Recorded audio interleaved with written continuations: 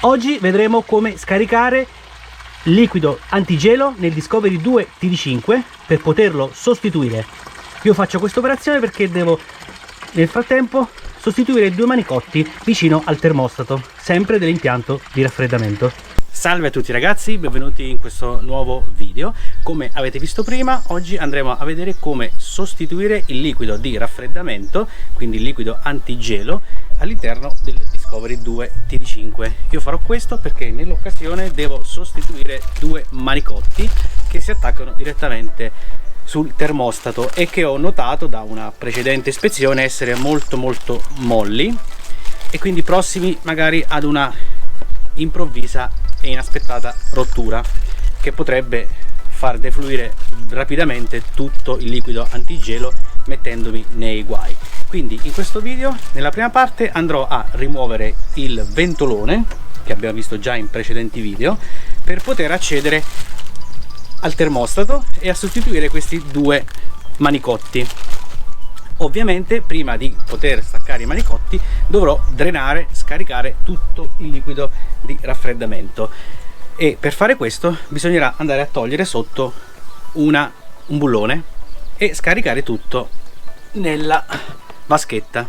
Poi ovviamente voi, se vorrete sostituire il liquido, dovrete smaltire quello vecchio e inserire quello nuovo e nell'occasione pensare anche di fare un lavaggio mettendo acqua demineralizzata e facendola girare e poi scaricarla. Ovviamente dopo aver reinserito tutto il liquido antigelo all'interno del sistema bisognerà procedere a un'operazione di spurgo dell'aria in eccesso. Quindi ora non perdiamo altro tempo, ci vediamo subito dopo la sigla.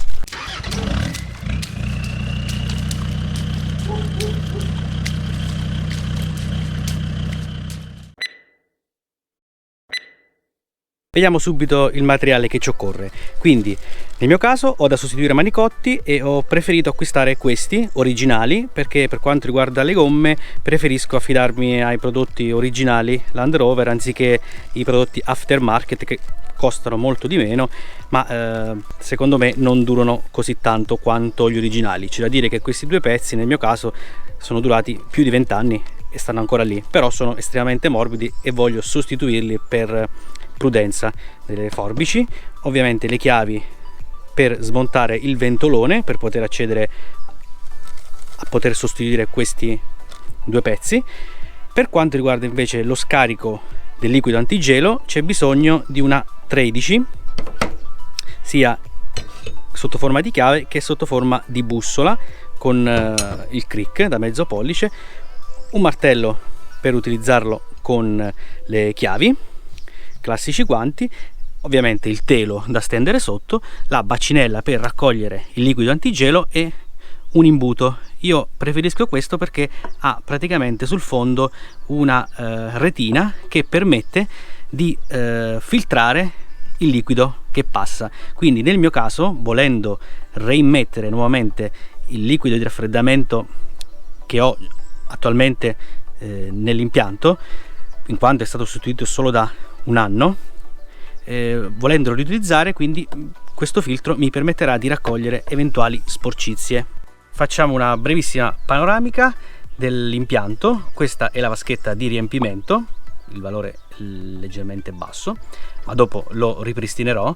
Io nel mio caso ho questo sensore di livello che mi lampeggia nel quadro strumenti quando scende sotto a un certo livello. È una vaschetta modificata perché non è originale. Poi abbiamo il tappo di spurgo. Io l'ho sostituito con uno metallico in quanto quello di plastica si era rotto.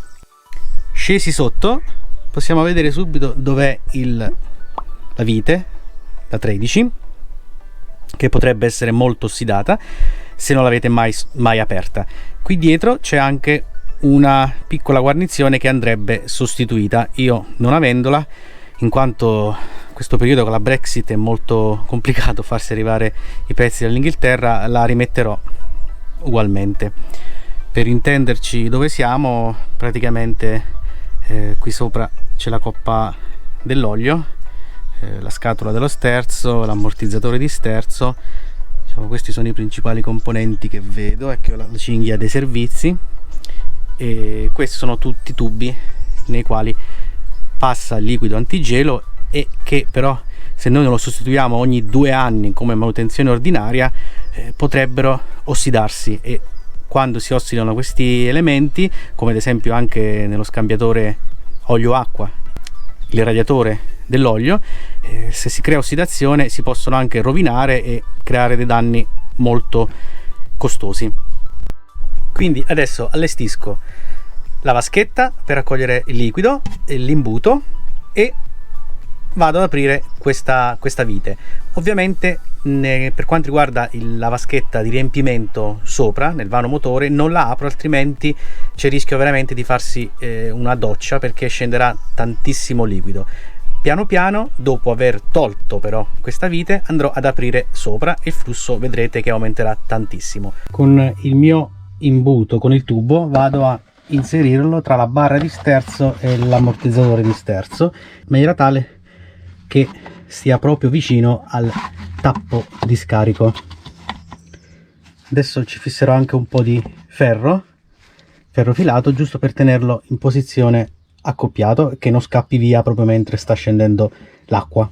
Ecco qui, ho leggerissimamente fissato qui per sicurezza, poi ho messo la bacinella e 2 rialzi che fanno sì che, spero, schizzi il meno lontano possibile.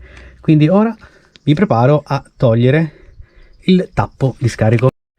Questa è la visuale da dietro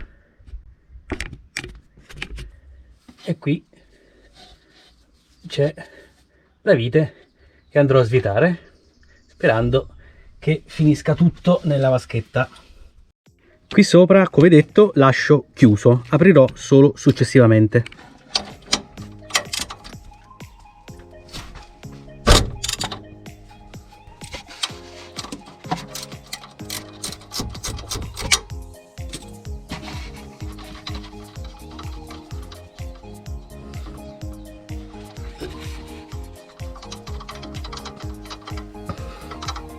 Inizia a scendere la prima acqua.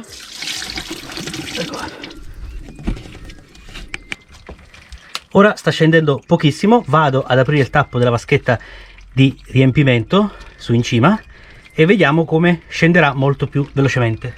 Concludo aprendolo tutto in maniera tale che defluisca tutto il liquido.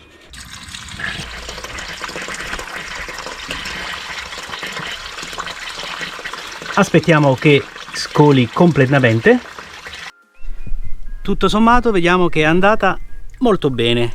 Abbiamo sporcato veramente pochissimo, giusto qualche schizzetto, ma pochissima roba. Questa è la vite del tappo di scarico con la rondellina di guarnizione che andrò comunque a riutilizzare. Vado a rimettere la vite.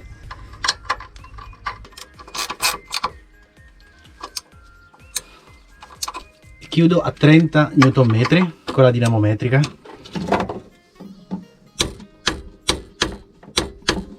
Ok.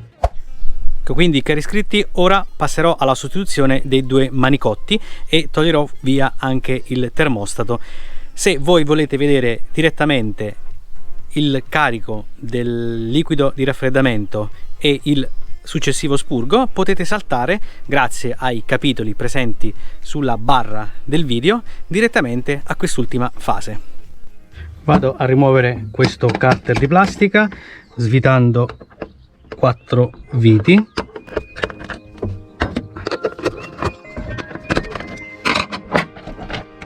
E viene via. Ora non resta che togliere questa ventola utilizzando le classiche chiavi. Con questa vado a bloccare la puleggia. Io ne aumento un po' la lunghezza con un crick e con quell'altra da 32 vado a svitare in senso antiorario con una bella botta con il martello. Ecco qui, già ho sentito che ha mollato, quindi ora la svito.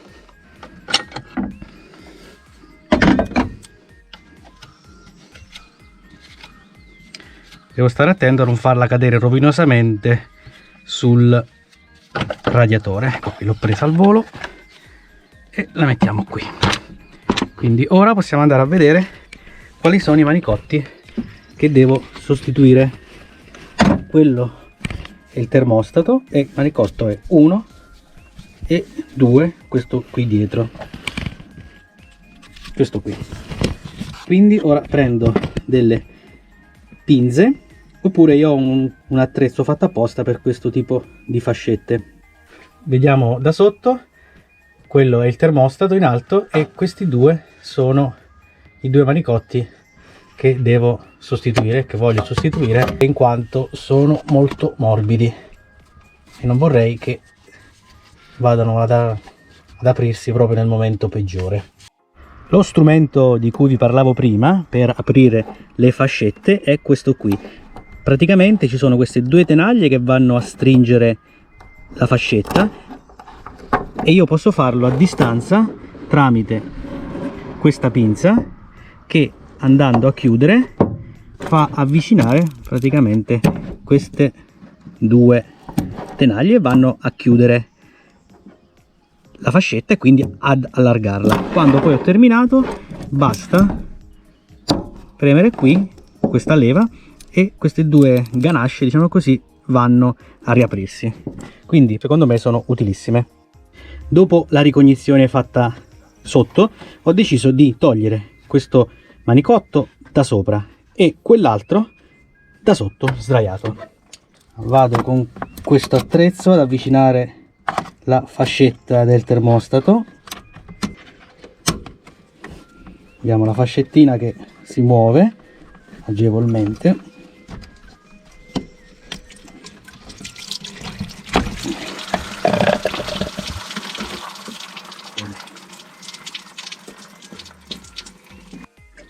Comando sotto sempre la bacinella per raccogliere l'acqua. La tipologia di fascette che vanno bene per questo apparecchio sono esattamente queste qui.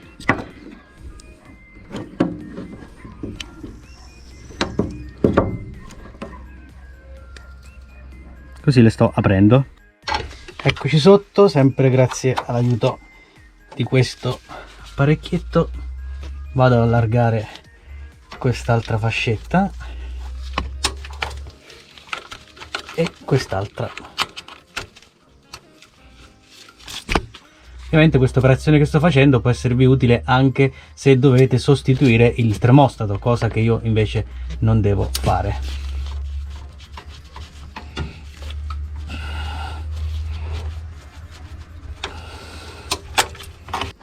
Adesso sto rimuovendo quest'altro per poter liberare completamente il termostato. Vado a liberare il termostato. Eccolo qui. Adesso abbiamo in mano il termostato, dobbiamo ricordare esattamente la posizione qual era, perché se facciamo caso qui sopra c'è scritto pump, quindi questo tubo va alla pompa dell'acqua, quest'altro va al motore. Nel frattempo io ho tolto le due fascettine, le ho spostate sulla destra e ora tiro fuori il primo dei tubi. Ecco il primo. Il primo dei due ricambi è questo qui con questo codice. Ci hanno dato anche delle fascettine nuove. Questo è abbastanza gonfio e morbido.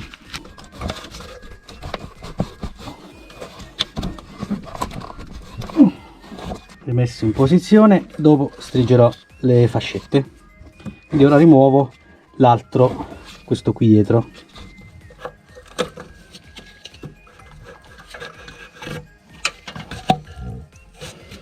Il tubo non viene in questo caso, quindi metto un cacciavitino per aiutarlo a uscire girandolo intorno.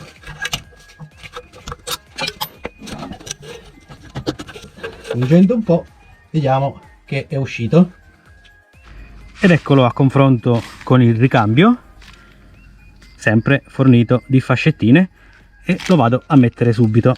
Volendo questo tubo lo possiamo pulire con un po' di carta vetrata, giusto per pulirlo dall'ossidazione che si è creata negli anni. Per quanto riguarda la parte che va alla pompa, ho deciso di installarlo già prima di inserire il termostato in sede, quindi poi dovrò collegare la parte superiore e quell'altro tubo che abbiamo già messo prima. Eccoci qui, dopo una bella mezz'oretta di lotta sono riuscito a sostituire i due manicotti e ho reinnestato il termostato sul suo manicotto. È stata una bella lotta, meno male che avevo quell'apparecchietto, quello strumento che mi permetteva di tenere, anche senza utilizzare le mani, queste fascette belle aperte. Come consiglio posso darvi quello di svitare due viti, una è questa e un'altra è qui sopra, ve la indico con un'immagine da sopra. Questo farà sì che svitando questa e quest'altra, sta esattamente qui dietro, avremo più gioco per quanto riguarda questi due tubi in metallo e ci permetterà di poter inserire più comodamente, innestare più comodamente i due manicotti. Qui sopra è come invece appare il lavoro. Notiamo l'alternatore praticamente nuovo che ho sostituito in un precedente video che vi linko qui sopra. Ho successivamente, e non ve l'ho detto prima, rimosso anche questo piccolo convogliatore che mi intralciava per quanto riguarda questa zona, per poter lavorare al meglio, per poter scoprire questa vitina che, come detto prima, mi aumenta il gioco di questi tubi in metallo. Quindi ora vado a rimontare velocemente questo pezzo, la ventola e la copertura che va qui.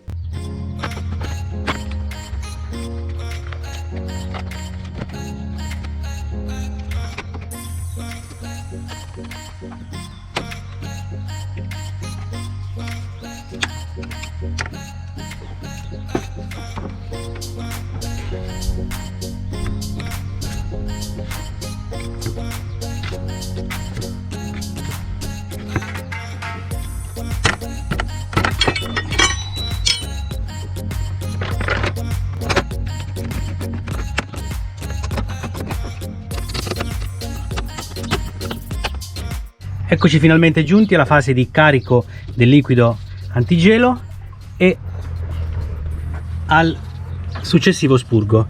Bisogna svitare questa vitina, nel vostro caso se originale sarà di colore nero, e lasciarla aperta. Praticamente andrò a mettere il liquido e mano a mano che si riempie vedrò che esce da qui. Andrò a chiudere.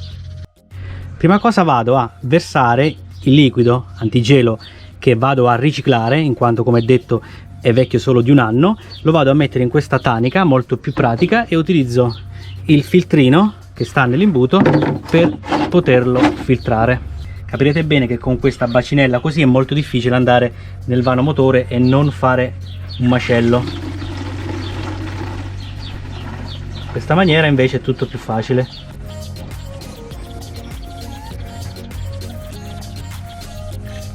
Imbuto e inizio a versare il liquido, ovviamente con un occhio do sempre uno sguardo al tappo dello spurgo.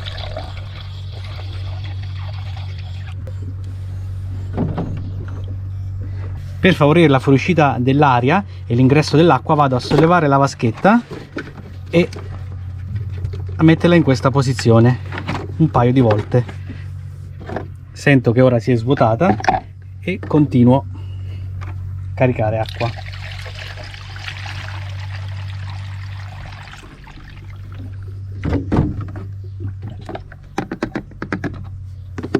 Faccio lo stesso per un'altra volta.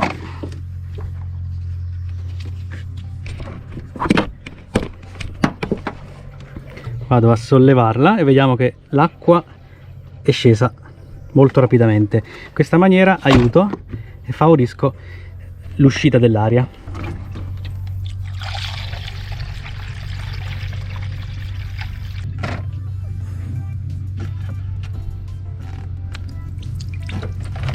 Vediamo che è uscita dell'acqua, quindi ora vado a chiudere.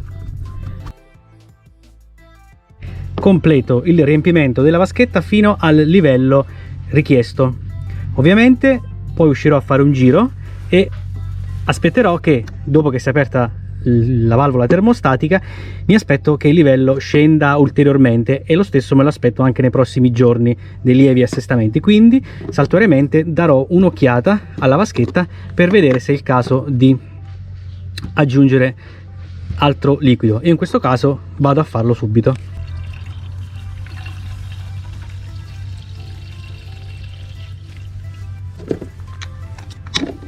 È arrivato fino al livello, quindi ora smetto e do anche una pulitina, che qualcosina è scappato via.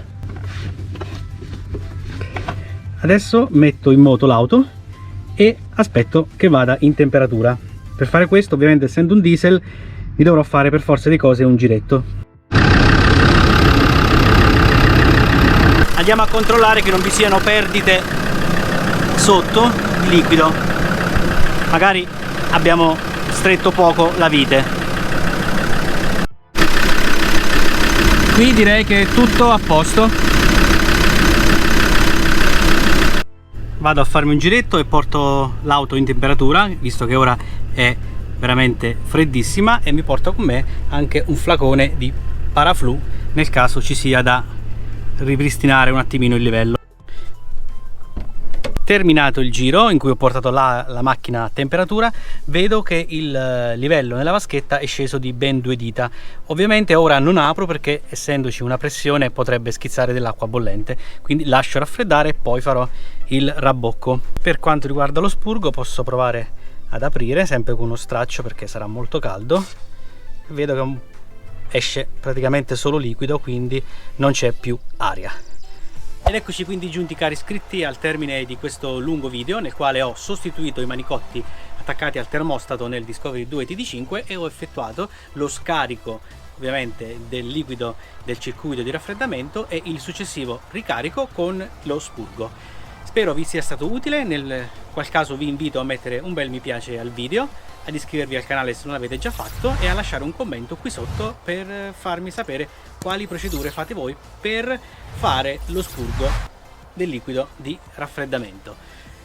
Vi invito come al solito a non effettuare questi lavori in completa autonomia, ma ad affidarvi sempre ad un professionista del settore. Ci vediamo la prossima volta.